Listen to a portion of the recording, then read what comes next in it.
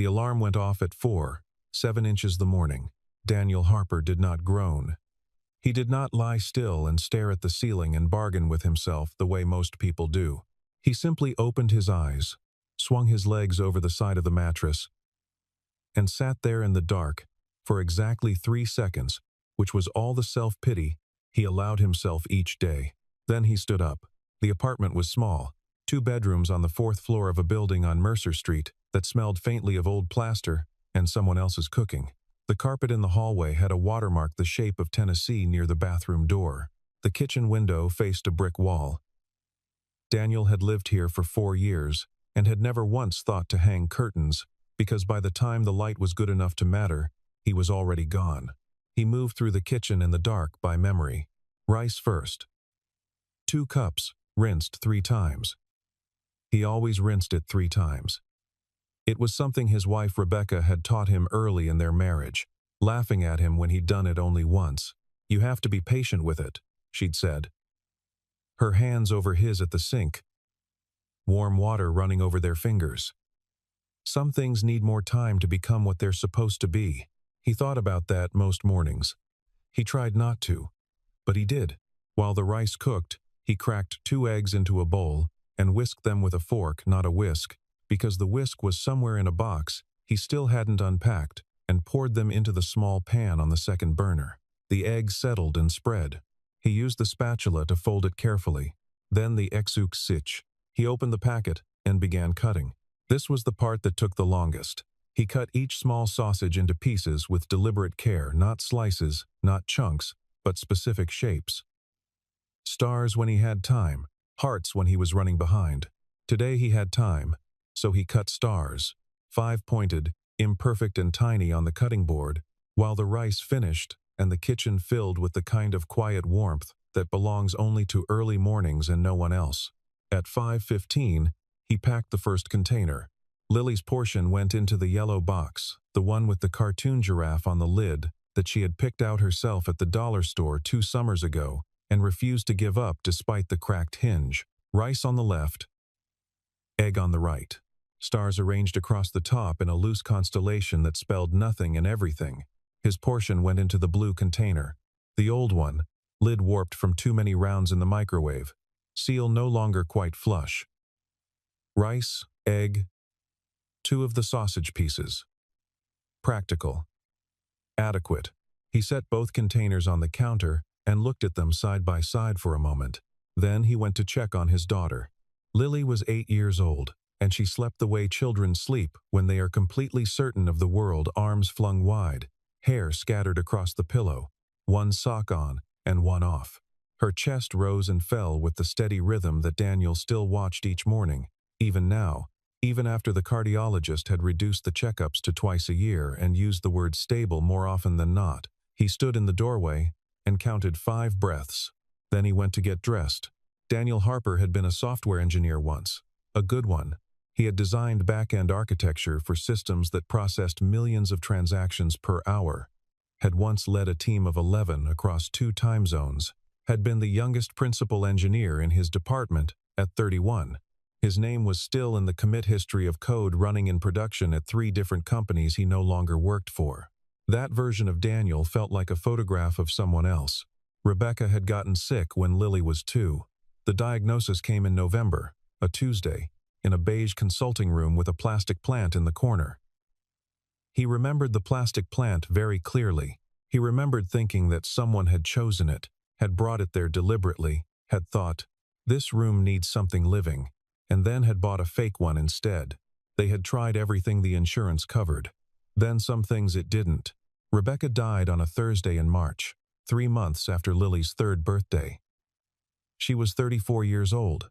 Daniel took leave from work. The leave became a resignation. The resignation became 4 years of contract work, part-time, IT support, and minor system administration at a mid-level company called Vertex Solutions. Not because it was what he was built for, but because it let him be at the school gate at 3 o'clock. He was the man in the IT department who showed up quietly and left quietly. He wore the same rotation of shirts, all collared, all slightly too large, bought when he was heavier, before grief had worn a few pounds off him. He ate at his desk, or in the break room with his blue container, and did not attend the company lunches that required a $20 contribution. He fixed problems that were not his problems to fix. He did not complain. His colleagues were pleasant to him the way people are pleasant to furniture. He was used to it. The morning of the company event, he packed Lily's lunchbox before driving her to school. "Daddy." She held the yellow container up to the kitchen light and examined the constellation of sausage stars through the transparent lid. "You did stars again. I had time. I like when you have time." She tucked the box into her backpack with the serious efficiency of someone who understood that small things matter. "Are you going to the big lunch thing today? It's a company event." "Yes." "Are you bringing your food?" "Yes." She zipped her bag. "Good," she said firmly, as though this settled something important. "That way you know it's made with love." He looked at her. "Mrs. Patterson said that," she added quickly. "In class. About homemade food. Mrs. Patterson is right." Lily accepted this with a nod and ran to get her shoes. The medical bill came on a Wednesday, and Daniel opened it at his desk during lunch break. $1,420. Lily's quarterly cardiology review, plus the echocardiogram that Dr. Whitmore had ordered as a precaution after she'd had a brief episode of fatigue during gym class. Nothing serious, the doctor had been careful to say that, twice, with the particular gentleness medical professionals deploy when they want you to stay calm enough to hear the rest of what they're about to tell you. Nothing serious. But we want to be careful. $1,420 to be careful. Daniel folded the bill in half and placed it in his desk drawer under a manila folder. Then he opened his computer and got back to work, because that was the only thing he knew how to do when numbers looked like that. He had $341 in his checking account. He would call his brother-in-law Patrick tonight. Patrick had helped before, quietly, without ceremony. The way a good man lends money, like he's just handing you something you temporarily misplaced. Daniel hated asking. He asked anyway, because the alternative was not asking, and that was not something he allowed himself to consider. Around him, the office hummed with a different kind of energy. The quarterly company event had been announced 2 weeks prior. Not a routine team lunch, a formal company-wide gathering in the main conference hall, catered, with a keynote address from Vertex Solutions CEO Amelia Stone. 212 employees, buffet with 4 stations. A signature cocktail. People had been talking about it with the particular excitement of people who do not often feel important. Now suddenly given a reason to feel so. "Are you going up for the salmon?" asked Kevin from the adjacent cubicle, already loosening his tie in anticipation. "I'm bringing my own," Daniel said, not looking up. Kevin made a face. "Dude. It's catered. Free food." "I know. So why, Kevin?" Daniel looked up then. Not unkindly. "I have a system." Kevin raised his hands in mock surrender and went back to whatever he was doing. Daniel's system was this. Every dollar he did not spend on lunch was a dollar that could become something else. A copay. A prescription. A new pair of shoes when Lily outgrew her current ones. The math was simple and unromantic, and it was the math by which he organized his life. He packed the blue container that morning before he packed Lily's yellow one. Rice, egg, 2 pieces of sausage. He added a tangerine because Lily had left half of one on the counter and told him to take it. He did not tell her that he'd had no intention of bringing fruit otherwise. Amelia Stone was 37 years old, and she had been the CEO of Vertex Solutions for 3 years, which meant she had been CEO of Vertex Solutions for 3 years longer than most people had expected when she was appointed. The skepticism had been of the variety rarely spoken aloud, but always legible in the specific way people phrased compliments. Impressive for someone so young. Bold choice.